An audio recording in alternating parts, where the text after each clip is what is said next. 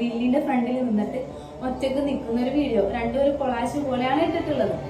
ഇത് സത്യം പറഞ്ഞാൽ ഇത് കണ്ടപ്പോഴേ എനിക്ക് നല്ല ഡൗട്ട് തോന്നി. കാരണം മാനുവിന്റെ കുറച്ച് ഒന്നും ഇല്ലാത്ത പ്രശ്നമാണ് പുള്ളിക്കാർക്ക്. ഞാനൊരു വീഡിയോ ഇടുമെന്ന് പറഞ്ഞപ്പോഴത്തേക്കും പുള്ളിക്കാർക്ക് പെട്ടെന്ന് തോരാ to go and die. Why? എന്തിന്?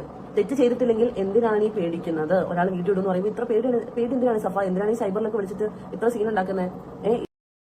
സഫ സംബന്ധമായിട്ടുള്ള കാര്യം സംസാരിക്കാനാവുന്ന സഫ, മെഹനാസ്, ലല്ലു, ഫസ്മീന ഒരു വലിയൊരു എന്താ പറയണ്ട, ഒരു യൂണിവേഴ്സൽ എന്താന്ന് പറയാം. ഈ ഒരു വിഷയത്തിനെ കുറിച്ച് ഞാൻ ഇന്നലെയും പിന്നെ ഒരു 3 ദിവസം മുമ്പ് കുറച്ച് വീഡിയോസും കാര്യങ്ങളൊക്കെ ചെയ്തിട്ടുണ്ടായിരുന്നു. സത്യം പറഞ്ഞാൽ ചിരിക്കാൻ വേണ്ടി മാത്രം എടുക്കാം. ഇത് ഇങ്ങനെയൊക്കെയുള്ള കേസുകളൊക്കെ ഇവറ്റകളൊക്കെ ഒരു നാണവമാനവും ഇല്ലാതെ വന്ന് ഈ സോഷ്യൽ മീഡിയയിൽ കൂടെ ഇങ്ങനെ ചർച്ച ചെയ്യേണ്ട വല്ല ആവശ്യം ഉണ്ടായിരുന്നു.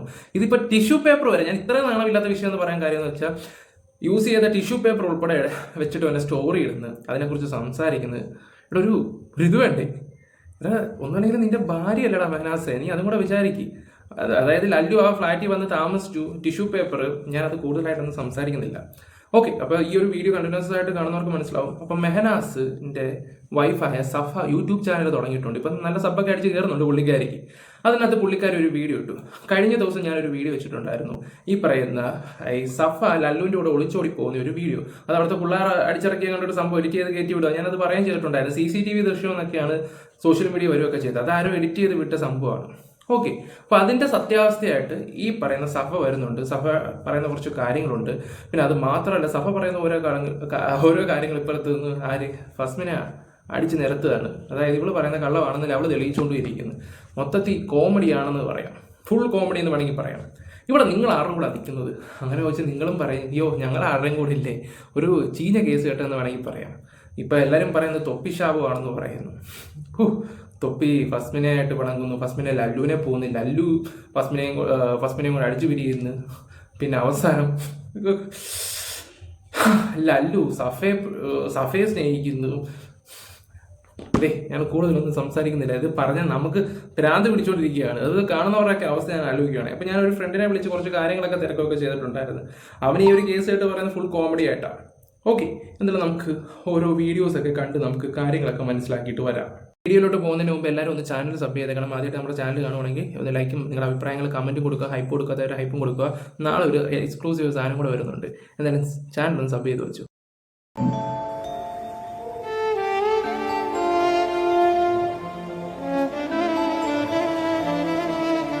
ഈ വീഡിയോനകത്ത് നിങ്ങൾക്ക് വ്യക്തമായിട്ട് കാണാം, ഞാൻ മുകളിൽ ഒറ്റക്ക് ബാഗ് എടുത്ത് പോകുന്നു. അടിയിൽ ലല്ലു ഏതോ ഒരു കടയുടെ എന്തിന്റെ ഒരു ഗ്രില്ലിന്റെ ഫ്രണ്ടിൽ നിന്നിട്ട് ഒറ്റക്ക് നിൽക്കുന്ന ഒരു വീഡിയോ. രണ്ടുപേരും കൊളാശ് പോലെയാണ് ഇട്ടിട്ടുള്ളത്.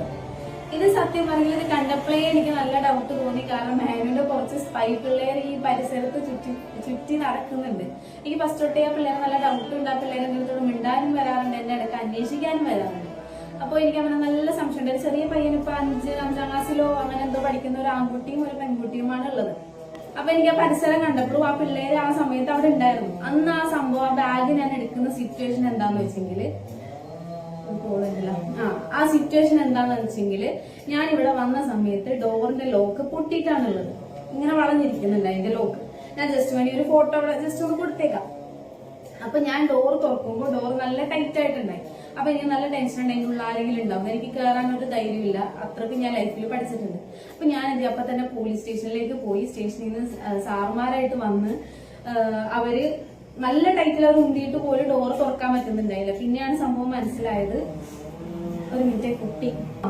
അപ്പൊ പിന്നെയാണ് സംഭവം എന്താ പറഞ്ഞ കുറ്റി. അപ്പൊ സാറുമാര് കുറ്റി ചവിട്ടി പൊട്ടിച്ചപ്പോ ആരും ഉണ്ടായിരുന്നില്ല. പക്ഷെ ലോക്ക് തല്ലി പൊട്ടിക്കാവുന്ന ഒരു ടൈറ്റില് അടി നല്ല ടൈറ്റ് ആയിട്ടുണ്ടായി. അപ്പൊ സാറുമാര് വന്ന് നോക്കി. അപ്പൊ ഇവിടെ നോക്കുമ്പോ ഫുള്ള് വലിച്ചു വാരിയിട്ടാണ് ഉണ്ടായത്.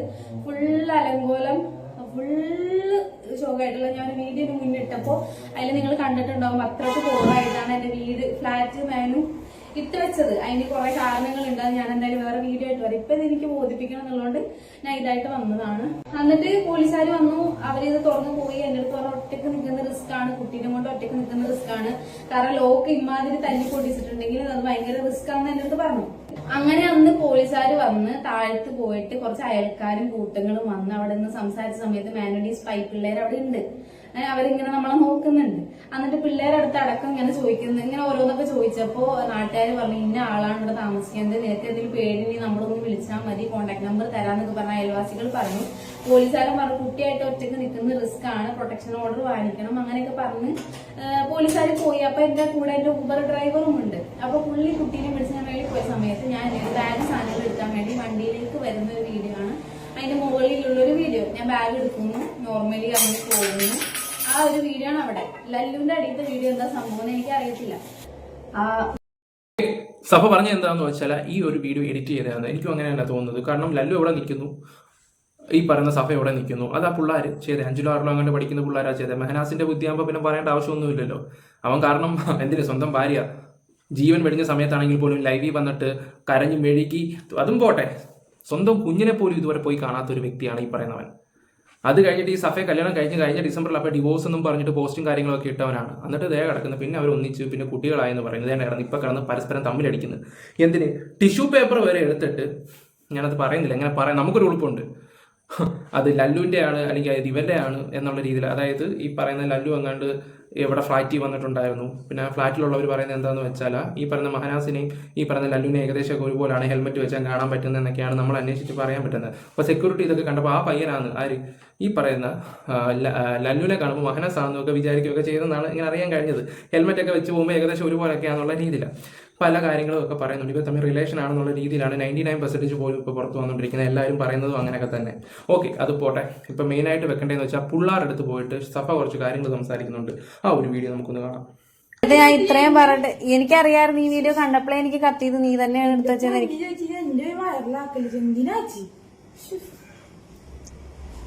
നീ നേരത്തെ നീ എന്റെ അടുത്ത് വന്നിട്ട് ടെറസിന്റെ മോള് വ്യൂ ഉണ്ടോ നോക്കിയതാ. ഞാൻ നോക്കട്ടെ നിനക്ക് റീച്ച് ആവണമെന്നല്ലേ പറഞ്ഞേ? റീച്ച് ആവണമെന്നല്ല നീ പറഞ്ഞു. നിന്റെ അമ്മേനെ ഞാൻ കാണട്ടെ. നിന്റെ വീട് എവിടെ? ഞാൻ വന്നിട്ട് കാണിച്ചാലേ ഞാൻ അതൊക്കെ ടെറസിന്റെ മോളിൽ നോക്കേ. ഇതെന്ത് സംഭവം? ഇത് ഞാൻ ഒറ്റക്ക് വന്ന് കാറിന്ന് ബാഗ് എടുക്കണത്. അന്ന് പോലീസുകാർ വന്ന് വാതിലൊക്കെ ഇത് ആര് പറഞ്ഞിട്ട് വീഡിയോ എടുത്തത്? അലീം എന്തിനെന്ന് പറഞ്ഞ? അവളുടെ വീട് എവിടെ? ഞാൻ വരാ. നിനക്ക് റീച്ച് ആവണോ അല്ലേ? നീ കരയല്ല, ഞാൻ നിന്റെ അമ്മേനെ ഞാൻ കാണുന്നുണ്ട്. എന്റെ ജീവിതം വെച്ചല്ലേ കളിക്കണേ. ഇതിലെവിടെ ലല്ലു ഉള്ളത് കൂടാ? ലല്ലു എവിടെ എന്റെ കൂടെ ഉള്ളത്? നിനക്കൊരു വീഡിയോ ഞാൻ കാണിച്ചു തരാം. ഇൻസ്റ്റയിൽ ഇപ്പൊ പരന്ന് നടക്കണ വീഡിയോ ഞാൻ നിനക്ക് കാണിച്ചു തരാ. നിങ്ങ ഈ തമാശക്ക് ചെയ്യണ കളിയില്ലേ?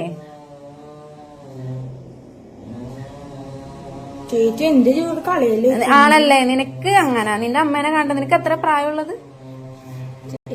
കാണിച്ചരാടാ, കാണിച്ചരാ. എനിക്ക് ഞാൻ ചെയ്ത കാണിച്ചരാ നിനക്ക്. നിങ്ങൾ തമാശക്ക് കളിക്കണ കളിയില്ലേ, ഒരാളുടെ ലൈഫിനെ വെച്ചിട്ടുള്ള കളിയാന്ന് വിചാരിച്ചു നോക്കണം. ഞാൻ ചെയ്തരാ. വെറുതെ ഒന്നും ഞാൻ നിന്നെ വിളിപ്പിക്കൂലോ. ആ അറിയാലോ നിനക്ക്. നീ ഒന്നും ചെയ്യണ്ടടാ. എന്തായാലും പീക്കിരി പിള്ളേർ കാണിച്ചത് നല്ല പരിപാടിയായി. ഇപ്പം ഇത് ചെയ്യിച്ചത് മഹനാസ് ആണെന്ന് അറിയാൻ കഴിഞ്ഞിട്ടുള്ളത്. എനിക്ക് തോന്നുന്നു ആ പിള്ളേർ ചിലപ്പോൾ വീഡിയോസും കാര്യങ്ങളും ഇട്ട് കൊടുത്ത് കാണും. ഇവൻ അതിന്റെ കൂട്ടത്തിൽ എന്തെങ്കിലും എരിവും പുളിയൊക്കെ കയറ്റി വിടുകയും ചെയ്ത് കാണും. എന്തായാലും ഇവർ തമ്മിൽ എന്തൊക്കെയോ ബന്ധങ്ങളും കാര്യങ്ങളൊക്കെ ഉണ്ട്. സഫയാണെങ്കിലും ലല്ലു ആണെങ്കിലുള്ള കാര്യങ്ങളൊക്കെ അന്നും പറഞ്ഞിട്ട് ആവശ്യമില്ലാത്ത കൊച്ചു പിള്ളേരെ വെച്ചിട്ട് ഇതുപോലുള്ള കള്ളങ്ങളൊക്കെ ഉണ്ടാക്കേണ്ട ആവശ്യം മെഹനാസ ഉണ്ടോ? നല്ലതല്ല അത്. ഓക്കെ, ഇത് കഴിഞ്ഞിട്ടാണ് പിന്നെ ഫസ്മിനയുടെ കുറച്ച് കാര്യങ്ങൾ. ഈ പറയുന്ന സഫ എറിഞ്ഞ് മേടിക്കുക എന്ന് പറയത്തില്ലേ, ചെന്ന് വള്ളി പിടിക്കുക എന്ന് പറയത്തില്ലേ. ഓക്കെ, അതുപോലെ തന്നെ സഫ കൊണ്ട് ഈ പറയുന്ന ഫസ്മിനെതിരെ കേസും കാര്യങ്ങളൊക്കെ കൊടുത്തിട്ടൊക്കെ ഉണ്ടായിരുന്നു. അപ്പോൾ അതിനെക്കുറിച്ച് കുറച്ച് കാര്യങ്ങളൊക്കെ ഫസ്മിന് പറയുന്നുണ്ട്. ഞാൻ ഈ ഒരു കാര്യത്തിൽ ഫസ്മിനയുടെ കൂടെ അംഗീകരിക്കുന്നുണ്ട്. ചില കാര്യത്തിൽ അവൾ പറയുന്ന കാര്യത്തിലൊക്കെ കുറച്ച് കാര്യമുണ്ട്. പിന്നെ തൊപ്പി വിഷയത്തിൽ എല്ലാവർക്കും അറിയാം, അത് ബ്രേക്കപ്പ് ആയി. അതിനുശേഷമാണ് ഈ പറയുന്ന ലല്ലുവിൻ്റെ അടുത്ത് റിലേഷൻഷിപ്പ് ആയതും അവൻ പിന്നെ ഓരോ തോന്നിവാസങ്ങൾ കാണിക്കാൻ തുടങ്ങിയതൊക്കെ. പിന്നെ ലല്ലു തന്നെ ഓരോ വ്യക്തികളോട് പറയുന്നുണ്ട് വിളിച്ച് ടോക്സിക് ആണെന്നുള്ള രീതിയിലാണ്.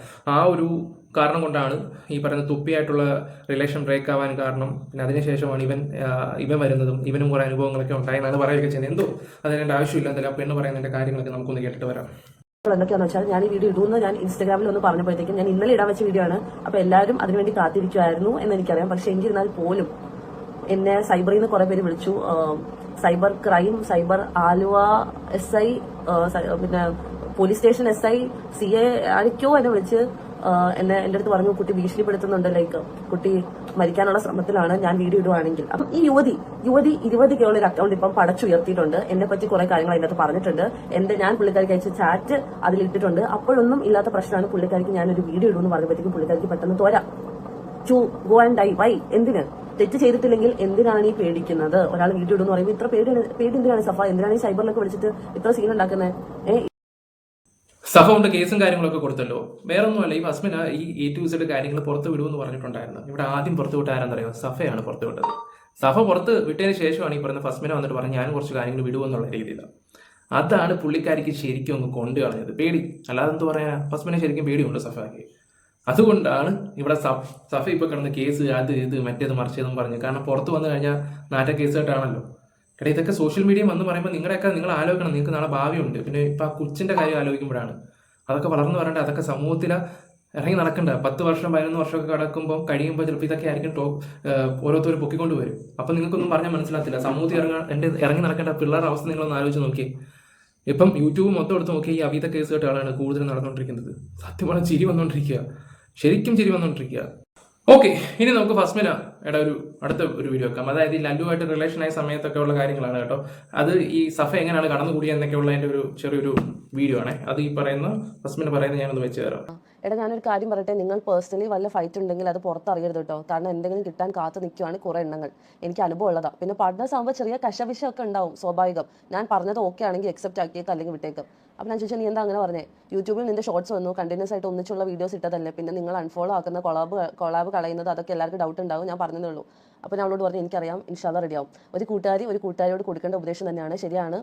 എനിക്ക് ഇഷ്ടപ്പെട്ട ഉപദേശം. എന്തായാലും ഇപ്പം ഞാൻ ആലോചിക്കാണ്, പാർട്ട്നേഴ്സ് ആകുമ്പോൾ ചെറിയ കശവിശം ഉണ്ടാവുമെന്ന് അവൾ തന്നെ പറഞ്ഞിട്ട് പാർട്ട്ണറിനെ കൊണ്ട് അവളങ്ങ് പോയി. മാക്സിമം പറഞ്ഞ് സംസാരിക്കാൻ പറ്റുമെങ്കിൽ സംസാരിക്കട്ടാ. ലൈഫ് നമുക്ക് പെട്ടെന്ന് കളയാൻ പറ്റും. പക്ഷെ അത് നമ്മളത് ടൈറ്റാക്കി പിടിക്കണമെങ്കിൽ കുറച്ച് പാടാം. മാക്സിമം നോക്ക്, നിങ്ങളുടെ ഭാഗത്തുള്ള തെറ്റുകൾ എന്തെങ്കിലും ഉണ്ടെങ്കിൽ പറഞ്ഞ് രണ്ടാളും കൂടി മനസ്സിലാക്കിയിട്ട് ഹാപ്പി ആയിട്ട് വാ. അന്തസ് എന്തോ മോട്ടിവേഷനും കാര്യങ്ങളും ആയിരുന്നു. അടിപൊളി അടിപൊളി അടിപൊളി. അതേ പെണ്ണ് തന്നെ, അത് പോട്ടെ, നമ്മുടെ ലല്ലുവിന് അതിൻ്റെ ഇടയ്ക്ക് വേറൊരു പെണ്ണുമായിട്ട് റിലേഷൻ ഉണ്ടായിരുന്നു. ആ പെണ്ണിനോട് ഭയങ്കര കടുപ്പും കാര്യങ്ങളും ആയിരുന്നു ഈ പറയുന്ന സഫയ്ക്ക്. അപ്പം അതിൻ്റെ ഒരു വീഡിയോ അതും ഇപ്പം ഫസ്മിന് പറയുന്നുണ്ട്, അതും കൂടെ ഞാനൊന്ന് വെച്ച് തരാം. മെസ്സേജ് കണ്ടിട്ട് റിപ്ലൈ ആക്കാത്ത മറ്റുള്ളവരുടെ കെട്ടിയവന്മാരുടെ കൂടെ തീർക്കാൻ മാത്രം നിനക്ക് തൻ്റെ ഉള്ളോ? നീയൊക്കെ ഇല്ലേടി, നിന്റെ ലൈഫ് നോക്കിക്കോ മോളെ. നശിച്ച് പണ്ടാരം അടങ്ങി അത്രയ്ക്ക് ഞാൻ പ്രാകുന്നുണ്ട്. ആർക്ക് വേണ്ടി? ഫസ്മിന സാക്കിറിന് വേണ്ടി. ബിക്കോസ് ആരാണ് അപ്പുറത്തിരുന്ന് സംസാരിക്കുന്നത്? സഫ ആരാണ്? ഫസ്മിനയുടെ കൂട്ടുകാരി. ഫസിയുടെ ഫ്രണ്ട്സ് ആയിട്ടുള്ള ഞങ്ങൾക്ക് ഇത്ര പൊളിയുന്നുണ്ടെങ്കിൽ ആ പെണ്ണിന്റെ അവസ്ഥ എന്തായിരിക്കും? ഉഫ് പുന്നാരം, നിനക്കൊക്കെ നിന്റെ വിലാസം പുറത്ത് വരുന്നുണ്ട്. ഇതുപോലെ തന്നെയാണ് എനിക്ക് സഫയോട് പറയാനുള്ളത്. സഫയുടെ എല്ലാ ലീലാവിലാസങ്ങളും അടുത്ത വീഡിയോയിൽ പുറത്ത് വരുന്നതായിരിക്കും ഇൻഷാല്ലാ. സോ ഇത്രയും കാര്യങ്ങളൊക്കെ സഫ എനിക്ക് അയച്ചു തന്നു, മിസ് ആയിട്ടുള്ള ചാറ്റ്. അത് കഴിഞ്ഞ് അവൾ പറയാണ്, മോളെ എൻ്റെ ക്ഷമ നശിച്ചു, നിനക്ക് അവളെ കൊല്ലാൻ പ്ലാൻ ഉണ്ടോ? ഞാൻ കൂടെ നിൽക്കാൻ വേണമെങ്കിൽ. ശവം. അവളുടെ അവസ്ഥ മനസ്സിലാക്കണം പോലും. അവളുടെ എന്ത് അവസ്ഥ? മറ്റുള്ളവരുടെ കെട്ടിയവന്മാരുടെ അടുത്ത് ഫസ്മിനയ്ക്ക് വേണ്ടി അത്രയൊക്കെ സംസാരിച്ച ഒരു വ്യക്തിയാണ് ആര്? ഈ പറഞ്ഞ ലല്ലൂമ്പിക്ക് ഊമ്പി ചെക്കൻ എന്തോ പറയാൻ, അവൻ വേറൊരു പെണ്ണുമായിട്ട് മിശ്രിയ. ആ പെണ്ണിന് അയച്ച വോയിസും മെസ്സേജുമാണ് നിങ്ങൾ കണ്ടത്. ഫസ്മിനയ്ക്ക് വേണ്ടി ലല്ലുവിനെ തട്ടിയെടുത്തതിൻ്റെ പ്രതികാരം ആ പെണ്ണിനോട് തീർത്തതാണ്. അവസാനം ദേ കിടക്കുന്നു, ഇവനുമായിട്ട് പോവുകയും ചെയ്ത്. ഇതിപ്പോൾ ഞാൻ അറിഞ്ഞു വെച്ച് നോക്കിയ ഒരു സംഭവം എന്ന് വെച്ചാൽ ഇവർ തമ്മിൽ റിലേഷൻഷിപ്പ് മാത്രമല്ല, പല ബന്ധങ്ങളും കാര്യങ്ങളും ഒക്കെ ഉണ്ടെന്ന് പറയുന്ന കറക്റ്റ് കാര്യങ്ങളാണ് ഇപ്പോൾ വന്നുകൊണ്ടിരിക്കുന്നത്.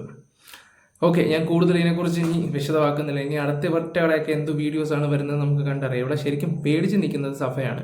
പിന്നെ സഫയ്ക്ക് ഒരു കാര്യം തെളിയിക്കാൻ പറ്റും. റിഫയുടെ കേസ് കേട്ട് സഫയ്ക്ക് എന്തെങ്കിലും അറിയാമെങ്കിൽ സഫ അത് പറയുന്നതായിരിക്കും നല്ലത്. അത് ഗുണമുണ്ടാവും. തന്നെ കൊണ്ട് ആ ഒരു കാര്യത്തിൽ മാത്രമേ ഉള്ളൂ ഗുണം. ബാക്കി എല്ലാ കാര്യത്തിലും എന്താ പറയണ്ടേ, പുച്ഛം മാത്രമേ ഉള്ളൂ. കാര്യം ഈ പറയുന്ന മഹനാസ് അവൻ ദ്രോഹിയാണെങ്കിലും ശത്രുവിനാണെങ്കിൽ പോലും ആ ഒരു അവസ്ഥ വരരുത്. കൂടെ നിന്നിട്ട് ഉണ്ടാക്കാന്ന് പറയത്തില്ലേ, ഒരാൾ ഇരിക്കുമ്പം വേറൊരുത്തിനെ വെച്ചുകൊണ്ടിരുന്നിട്ട് സൂഹിക്കുന്ന ആ ഒരു പരിപാടി ഉണ്ടല്ലോ, അത് അത്ര നല്ല പരിപാടിയൊന്നുമല്ല. ഞാൻ കൂടുതലായിട്ടൊന്നും സംസാരിക്കുന്നില്ല. എല്ലാം അടിപൊളി കഥകളൊക്കെ തന്നെ, ഒരുപാട് ഇനിയും കിടപ്പുമുണ്ട്. സംസാരിച്ച് വെറുതെ സമയം പോകത്തേ ഉള്ളൂ. നിങ്ങളുടെ അഭിപ്രായങ്ങൾ എന്തായാലും കമൻറ്റ് ബോക്സിൽ രേഖപ്പെടുത്തുക. Bye, love you guys.